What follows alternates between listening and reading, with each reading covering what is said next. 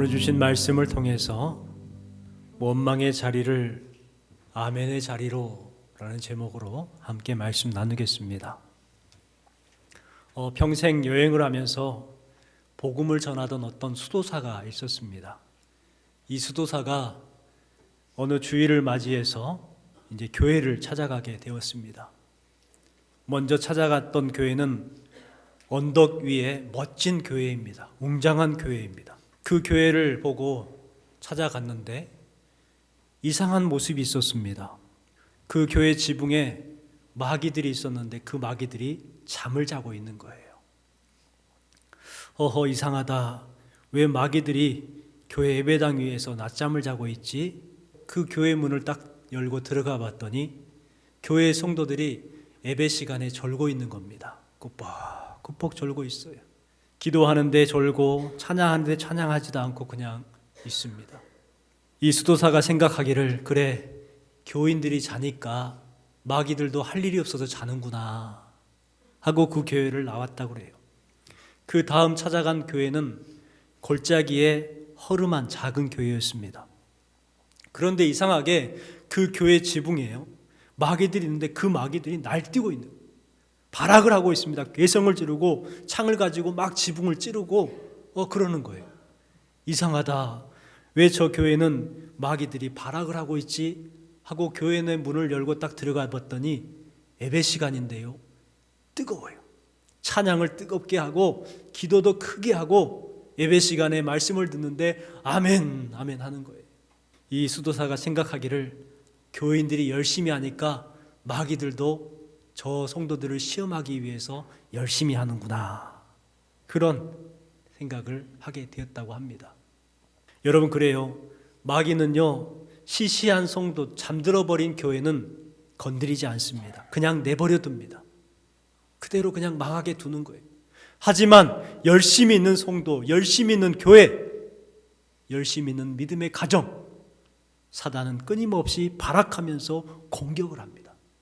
또 믿음으로 살아가기로 결단하면 이상하게 고난이 많고 힘든 일이 생길 때가 많이 있어요. 왜 그런 줄 아십니까? 그것이 마귀들의 시험인 거예요. 그 시험을 넘어서야 합니다.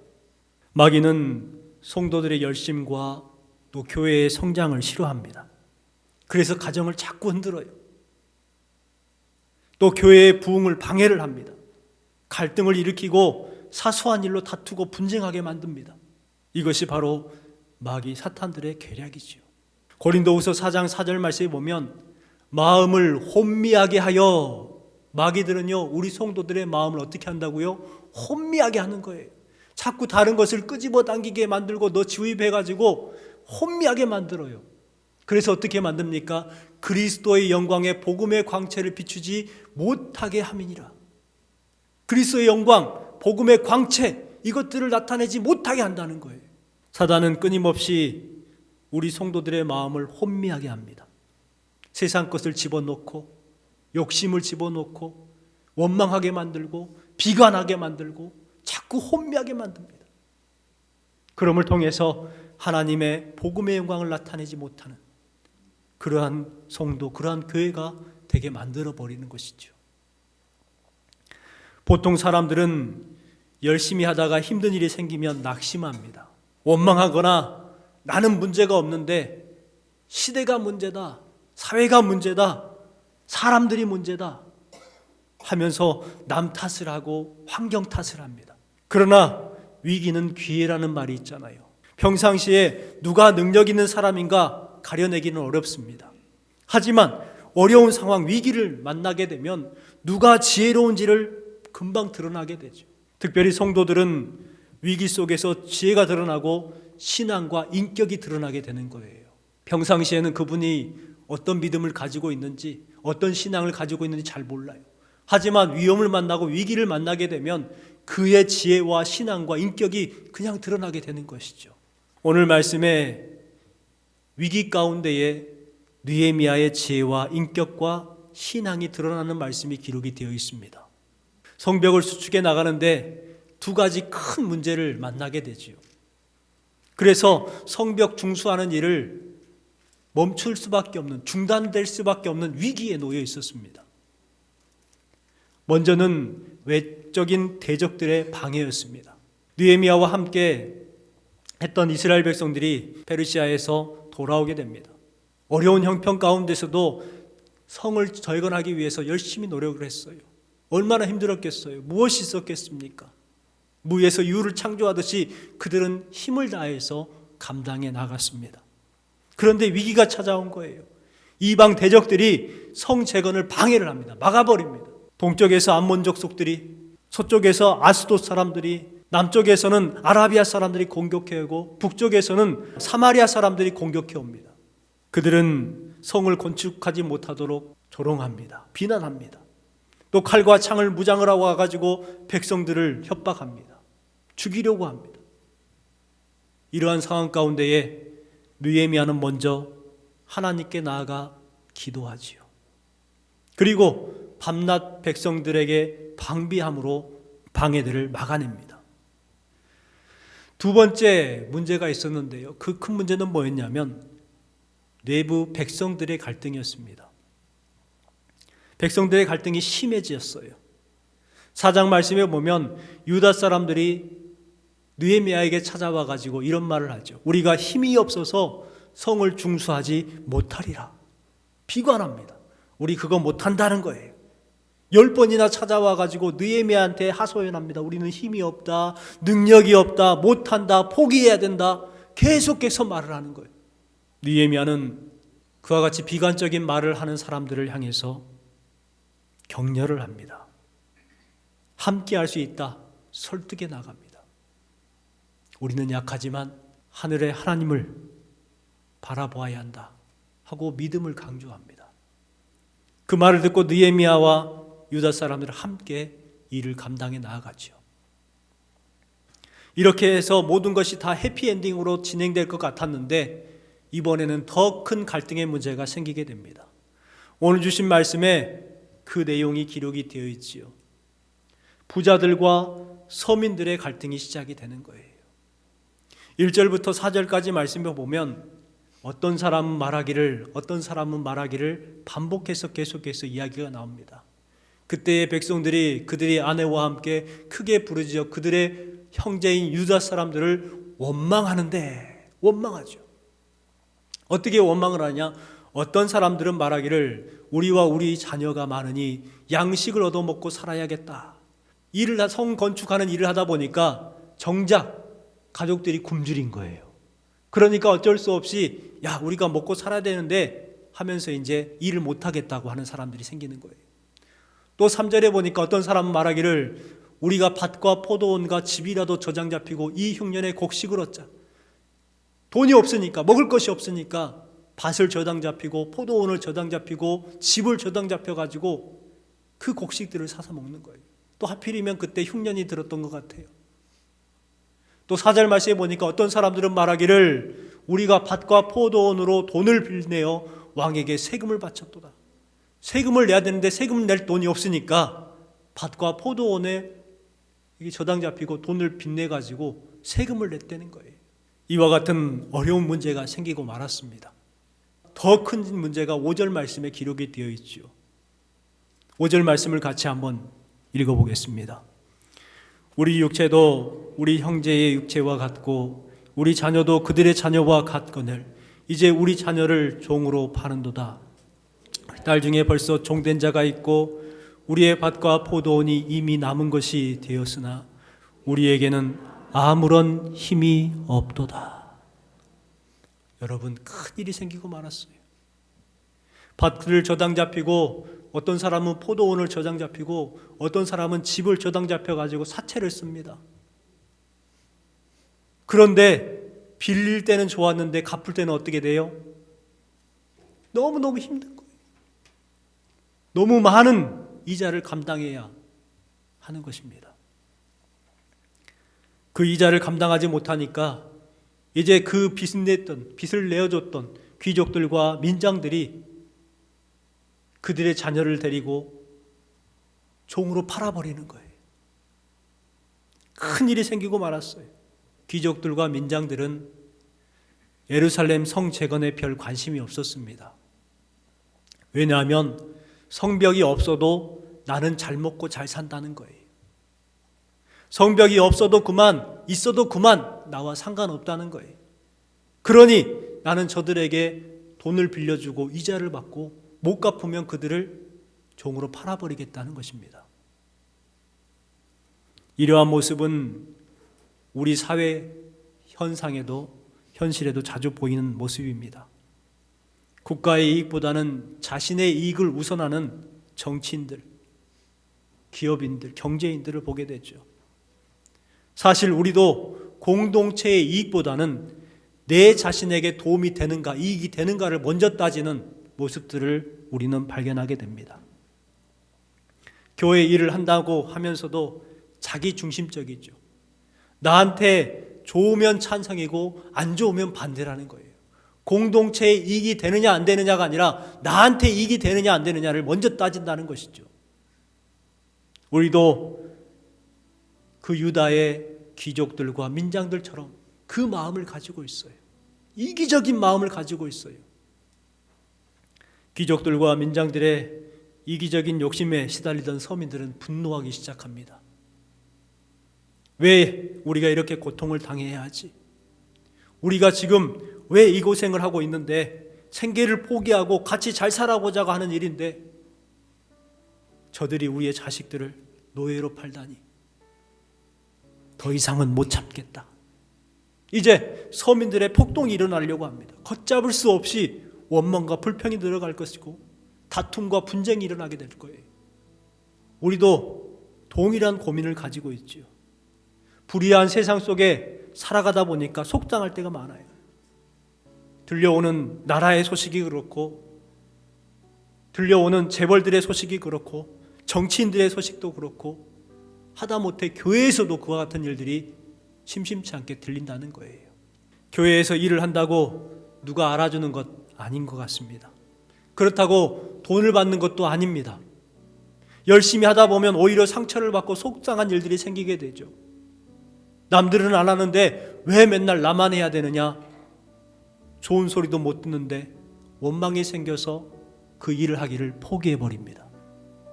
이스라엘 백성들이 성벽 쌓는다고 가족들의 생계를 책임지지 못하는 상황 가운데에 귀족들과 민장들의 그 행패, 그것 때문에 우리 이거 못하겠다는 소리와 똑같은 거예요. 시간이 나면 봉사를 해야지, 쓰다 남으면 헌금해야지, 일이 없으면 교회 나가야지, 이와 같은 생각을 하게 만드는 거예요. 열심히 하지 않는다는 것이죠. 여러분, 그런데요, 이것이 마귀의 함정이에요. 마귀가 파놓은 함정인 거예요. 이스라엘 백성들은 지금 마귀가 파놓은 원망의 함정 속에 빠지고 있는 거예요. 원망하다는 이 국어 사전에 보면 못마땅해 여기고 비난하다, 미워하다 하는 뜻을 가지고 있고요. 영어 뜻은 뭐냐면 속삭거리다, 투덜대다로 번역을 합니다. 이 원망이라는 뜻에 있는 것처럼 이 원망이라는 참 이상한 것이요, 꼭 그 원망의 대상한테는 안 해요. 원망한 뒤에 대상한테는 안 하고 그 원망을 어디다 하냐면 옆에 있는 사람들에게 합니다. 수근수근거립니다. 쑥덕거립니다. 투덜거립니다. 그래서 그 사람도 원망하게 만들고 투덜거리게 만드는 것이죠. 여러분, 그렇기 때문에 우리는 원망의 자리에 머물러 있으면 안 됩니다. 느헤미야는 이 문제를 잘 해결합니다. 원망의 소리를 아멘의 소리로 바꾸어냅니다. 원망의 자리를 찬양의 자리로 바꾸어냅니다.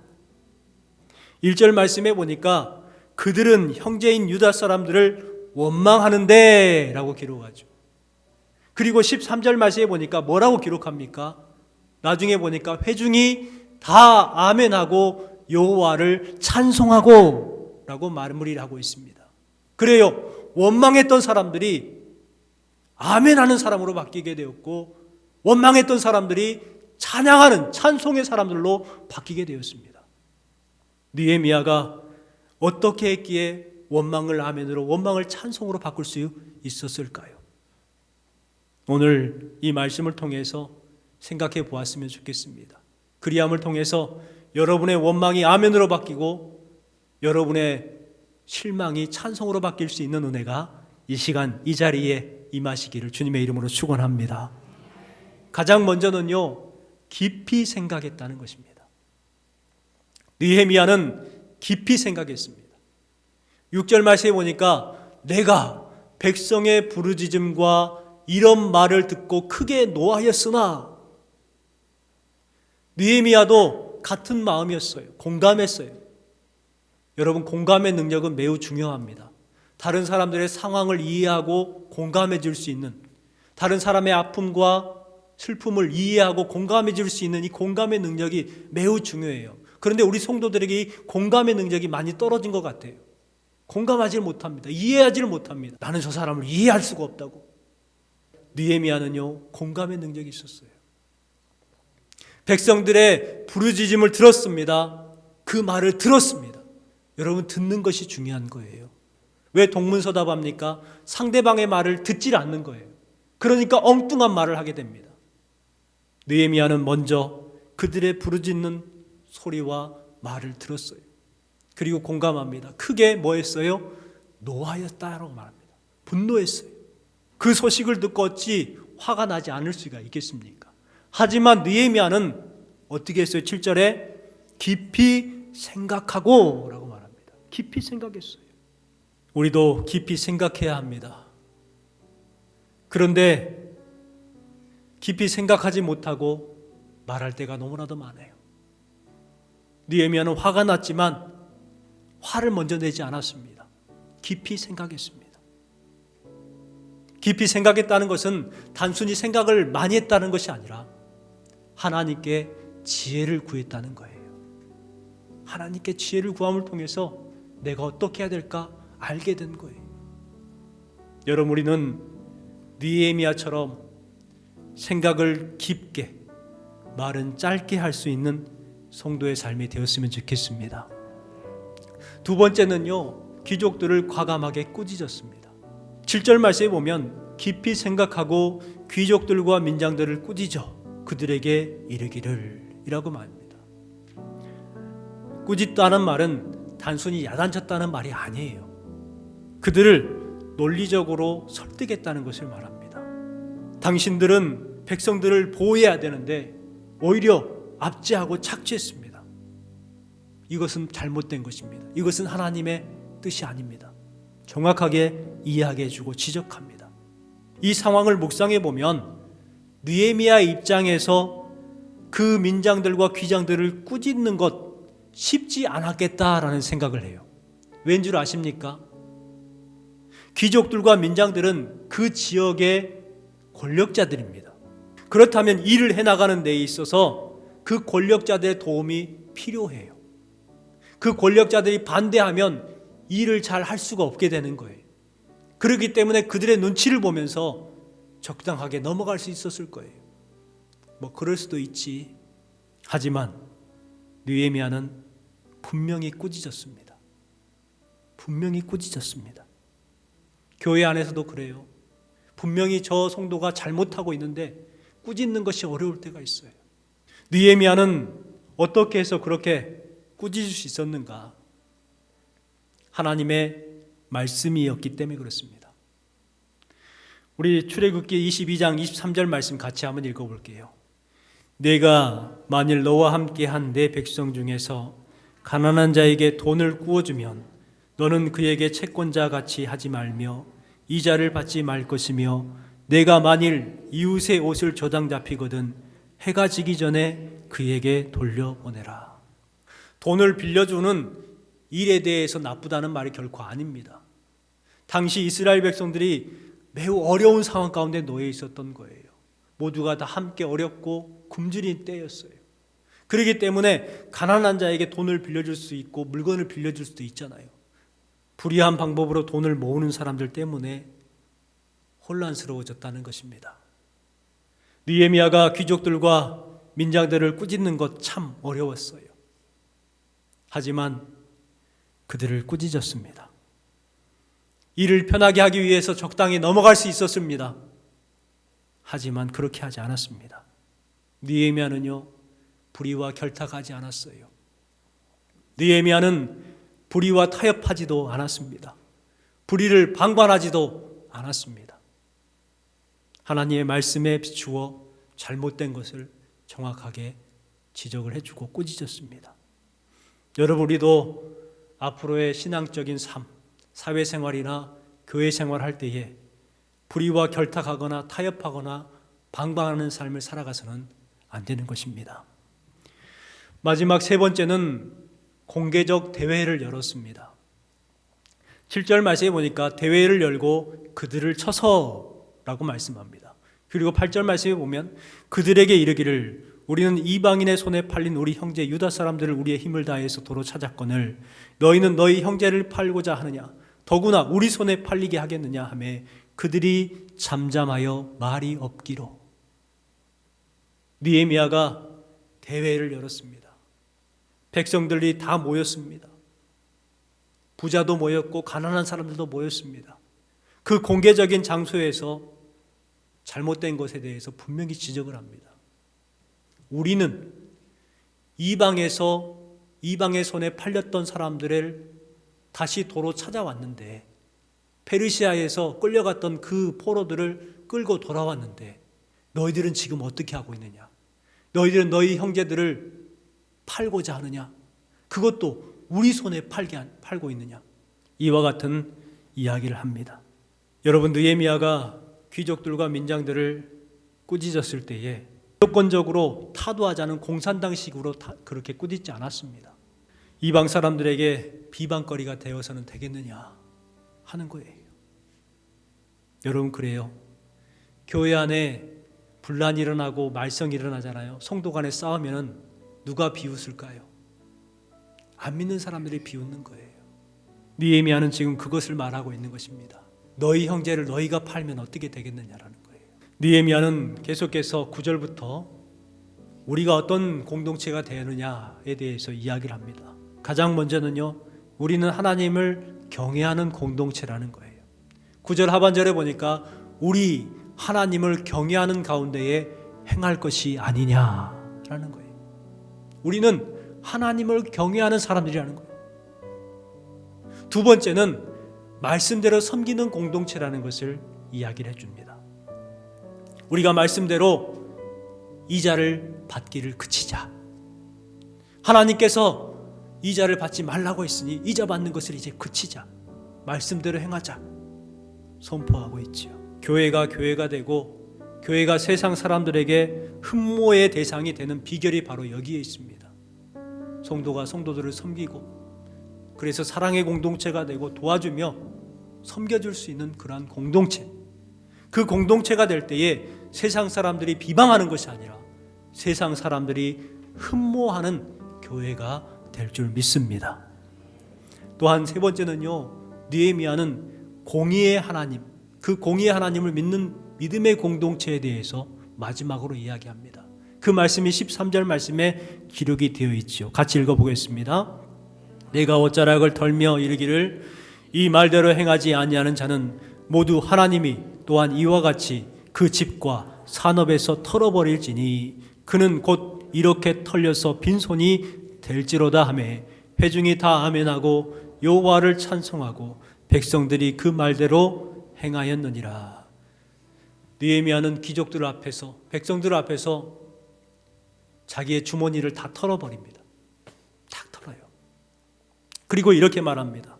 이 말대로 행하지 아니하는 자는 모두 하나님이 또한 이와 같이 그 집과 산업에서 털어버리실지니. 털어버린다는 거예요. 이 옷에 있는 것들 다 털어버린 것처럼 털어버리신다는 거예요. 그는 곧 이렇게 털려서 빈손이 될지로다. 얼마나 무서운 말입니까? 하나님은 공의의 하나님이라는 거예요. 하나님은 공의의 하나님이기 때문에 너희가 만약에 사람들을 털면 너희도 이렇게 털어버리신다라고 말씀하고 있는 거예요. 그 공의의 하나님을 믿는 공동체가 되어야 된다는 것이죠. 그 말을 듣고 성도들이 어떻게 합니까? 회중들이 다 아멘하고 여호와를 찬송하고 백성들이 그 말한 대로 행하였느니라. 이렇게 말하고 있습니다. 여러분, 느헤미야의 지혜와 느헤미야의 능력이 바로 여기에 있는 거예요. 사람들은 돈 앞에서 약해질 수밖에 없습니다. 그럼에도 불구하고 느헤미야의 말대로 순종을 하겠다고 다짐합니다. 뭐가 무서웠을까요? 느헤미야가 무서웠을까요? 아니에요. 공의의 하나님이 무서웠던 거예요. 그래서 아멘 할 수밖에 없었던 것이죠. 여러분, 그렇습니다. 느헤미야를 통해서 원망이 아멘으로 바뀌게 되었고 원망이 찬양으로 바뀌게 되었습니다. 여러분, 우리도 우리의 가정도 원망에서 아멘으로, 원망에서 찬양으로 바뀌는 가정이 되었으면 좋겠습니다. 우리 직장도 동일하고 우리 교회도 원망에서 아멘으로, 찬양으로 바뀌었으면 좋겠습니다. 그러게 되기 위해서 우리가 어떻게 해야 됩니까? 가장 먼저는 우리가 하나님을 경외하는 사람이라는 정체성을 잃어버리면 안 되는 거예요. 나만 편하면 되지라는 그 이기심을 버려야 합니다. 그리고 하나님 말씀 앞에서의 삶을 살아가야 비로소 원망이 아멘으로, 원망이 찬양으로 바뀌게 되는 놀라운 역사를 경험하게 될 줄 믿습니다. 여러분의 삶 가운데 있는 원망이 아멘으로, 그 원망이 찬양으로 바뀌는 은혜가 여러분에게 임하시기를 주님의 이름으로 축원합니다.